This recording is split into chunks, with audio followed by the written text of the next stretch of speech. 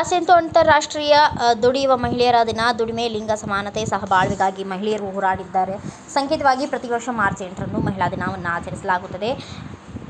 ಪಿತೃಪ್ರಭುತ್ವ ಸಮಾಜದಲ್ಲಿ ಲಿಂಗ ಸಮಾನತೆಗಾಗಿ ಹೋರಾಟಗಳು ನಡೆಯುತ್ತಲೇ ಇವೆ. ಯಾವುದೇ ಕ್ಷೇತ್ರದಲ್ಲಿ ಪುರುಷರಿಗಿಂತ ಮಹಿಳೆಯರು ಹಿಂದುಳಿದಿಲ್ಲ ಎಂಬುದನ್ನು ಹೆಣ್ಣು ಮಕ್ಕಳು ಸಾಧಿಸಿ ತೋರಿಸಿದ್ದಾರೆ. ಕರ್ನಾಟಕದ ಹಲವು ಜಿಲ್ಲೆಗಳ ಆಡಳಿತ ಜವಾಬ್ದಾರಿಯನ್ನು ಮಹಿಳಾ ಅಧಿಕಾರಿಗಳು ಹೊತ್ತಿದ್ದಾರೆ, ಜಿಲ್ಲೆಗಳನ್ನು ಮುನ್ನಡೆಸುತ್ತಿದ್ದಾರೆ. ರಾಜ್ಯದಲ್ಲಿ ಹಾಲಿ 11 ಜಿಲ್ಲೆಗಳಿಗೆ ಮಹಿಳಾ ಜಿಲ್ಲಾಧಿಕಾರಿಗಳಿದ್ದಾರೆ.